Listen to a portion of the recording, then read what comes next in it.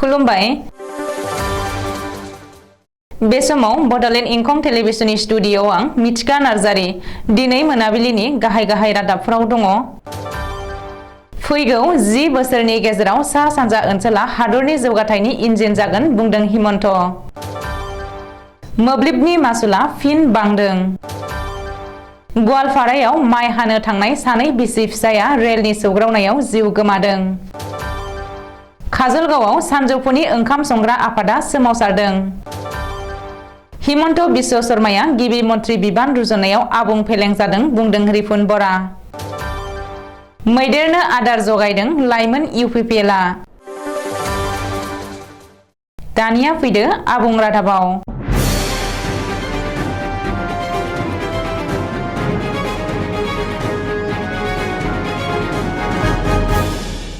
फैबाय थानाय 10 बोसोरनि गेजेराव सा सानजा ओनसोला भारत हादरनि जौगाथायनि इन्जिन जागोन।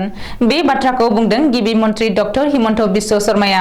सा सानजा ओनसोल जौगाखांनायनि थाखाय गाहाय मन्त्रि नरेन्द्र मदिया नाजाथाबदों। 1969 मायथाइयाव चीनआ भारतआव हाबफैदोंमोन आरो भारतआ चीनखौ होबथानो हायाखैमोन मानोना बै समाव भारतनि सिमनायारि ओनसोलाव मोजां लामा गैयामोन। नाथाय दिनै मोनसे राजा लामा दंसै आरो नैथि राजा लामानि खामानिया सोलिगासिनो। मोनफ्रोमबो रायजोआव मोनसे एबा बेनि बांसिन उरां गाथोनफोर दङ। बेफोर खामानिया गासैबो थांनाय 8 बोसोरनि गेजेराव जादों आरो फैबाय थानाय 10 बोसोरसिम बे गोहोमानो थाबाय थायोब्ला सा सानजा ओनसोला सिगांनिख्रुइ जौगाखांसिनगोन होननानै हिमन्त बिश्व शर्माया बुंदों। बबेखानि गुवाहाटी उरां गाथोननि टार्मिनेल सोलिगासिनो दङ। टावांसिम रेल लाइन दंसै। दानसेनि सिगाङावसो नितिन गडकरीआ 55,000 कौटि रांनि लामा बानायनायनि बिथांखि बेखेवदों। बेखौ नायोब्ला बे ओनसोला थार लामाजोंनो सिगांगासिनो दङ आरो फैबाय थानाय 10 बोसोरनि गेजेराव सा सानजा ओनसोला गासै हादरनि थाखाय जौगाथायनि इन्जिन जागोन होननानैबो गिबि मन्त्रि डक्टर हिमन्त बिश्व शर्माया बुंदों। सरासनस्रा रायजो राजाफोरनि खर'आव फिन मोब्लिब मासुल बांनायनि गिलिर बिबान। मोब्लिबनि मासुलखौ बारायना होफिनदों मोब्लिब बिफाना। मिथिनो हानाय बायदिब्ला आसामनि मोब्लिब बिफाना मोनफ्रोमबो इउनिटआव मोब्लिबनि मासुलखौ 79 फैसा बारायनानै होदों। इन्टन हारिनि मुवा बेसादफोरनि बेसेन बांनायनि थाखायनो मोब्लिबनि मासुल बारायनायनि थांखिखौ लानो गोनां जादों होननानैबो मोब्लिब बिफाननि सुलुङाव फोरमायदों। रिपर्ट बादिब्ला मोब्लिब बिफाना फैबाय थानाय 3 दाननि थाखाय मोब्लिब मासुलखौ बारायनाय जादों। सोलिफु दाननिफ्राय गोहोम गोग्लैगोन मोब्लिबनि मासुल बारायनाया आरो फैबाय थानाय 2023 मायथाइनि जानुवारि दानसिम बहाल थागोन। मख'नो गोनांदि बे दानथामनि गेजेराव साफ्रोमबो ग्राहकफोरानो मोनफ्रोमबो इउनिटआव 79 फैसा दाजाबदेरनाय मोब्लिब मासुलखौ होनो नांगोन। गवालपारा जिल्लायाव गिख्रंथाव रेल जाब्रथाय। खारफुनाय रेलगारिनि सौग्रावनायाव माइ हानो थांनाय सानै बिसि फिसाया जाथायसालियावनो जिउ गोमादों। गवालपारा जिल्लानि धुपधरानि बेन्दोंआव थानाय धनुङा भाङानि आबैमारियाव दिनै फुङाव जादों बे गिख्रंथाव जाथाया। रेलनि सौग्रावनायाव जिउ गोमानाय सानै बिसि फिसायखौ 70 बोसोर बैसोनि महन दैमारि आरो 65 बोसोर बैसोनि रकिया दैमारि होननानै सिनायथिनो हादों।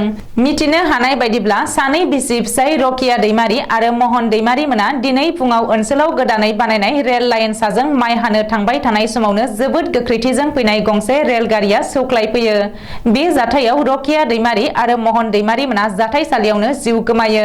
रिपर्ट बादिब्ला रेलवे बिफाना निउ बङाइगावनिफ्राय धुपधरासिम गोदानै रेल लाइन फोनांजाबदों आरो बे गोदान लाइनाव मैयासो गंसे डेम' रेलगारिखौ सालायजेनदोंमोन। नाथाय गोदान लाइनाव रेल सालायनायनि बागै खौरां मोनैनि थाखायनो सानै बिसि फिसाया जिउ गोमानांनो गोनां जादों होननानै सन्देह खालामदों। चिरां जिल्लानि सदर काजलगावआव दिनै सानजौफुनि ओंखाम संग्रा मावफारिया आफादा माखासे दाबिफोरखौ लानानै गोख्रों सोमावसारदों।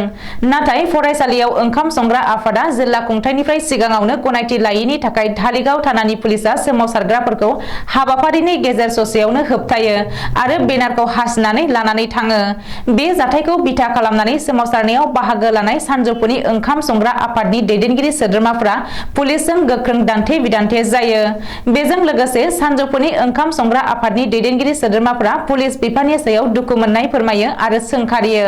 मख'नो गोनांदि दुलाराय आसाम सानजौफुनि आदार संग्रा आफादनि हांख्रायनाय बायदियै चिरां जिल्ला कमिटि बानजायनायाव 100निबो बांसिन ओंखाम संग्रा मावफारियाफोरा दिनै गावसोरनि दानबान्था होनाय लान्थ्रियै दानबान्था होनाय दाननि गिबि सप्तायावनो दानबान्था होनाय खुंथाया दिहुननाय हरनाय दानबान्थाखौ थि समाव होयि एक्सिस बेंकनि हेंथायै राहा लानाय बायदि बायदि दाबिखौ लानानै सोमावसारदों जादों। बे खुद्रिसानाय दिन्थिफुंनायाव ओंखाम संग्रा आफादनि सोद्रोमाफ्रा आसाम सोरखार हाय हाय बायदि बायदि स्लगानजों होस्रिखावो।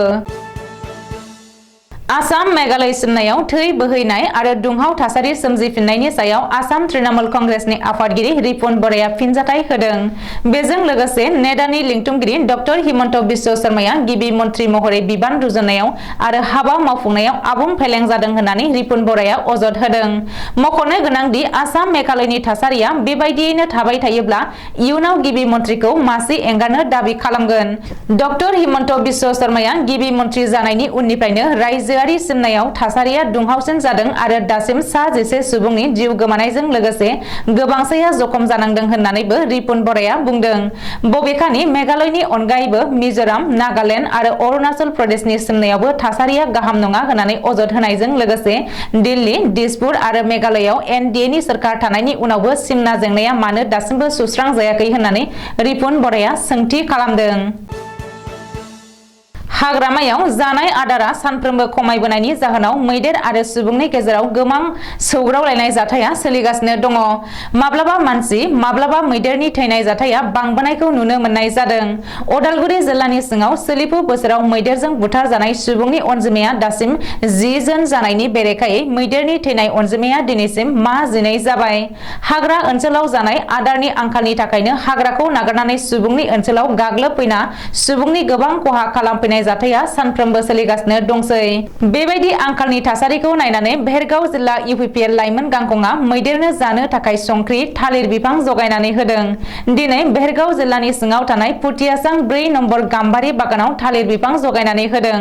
मख'जायोदि बे पुटियासां 4 नम्बर गाम्बारि बागानाव थानाय गाम्बारि बागान आरो हाग्रा ओनसोलाव मैदेरफोरा गोबाव सम सिगांनिफ्रायनो हाजो ओनसोलनिफ्राय फैना थाफैनायखौ नुनो मोनबोदों। दुखुनांथाव खौराङा जाबाय मैया हराव बे जायगायाव मासे मैदेरा थैना थानायखौ दिनै आदार हैनो थांनायावसो मैदेर थैनायनि खौरांखौ मोननाय जायो। बे खौराङा गोसारनाय लोगो लोगोनो जुनार अनफावरि रायजो राजाफोरा नायनो जाथाइसालिनि पुटियासां साहा बागाननि सेरजों गाम्बारि बागानाव होंगो दोंगो खालामहैनायखौ नुनो मोनो। दिनै मोनाबिलिनि रादाबा एसेनोसै। गोजोन्थों।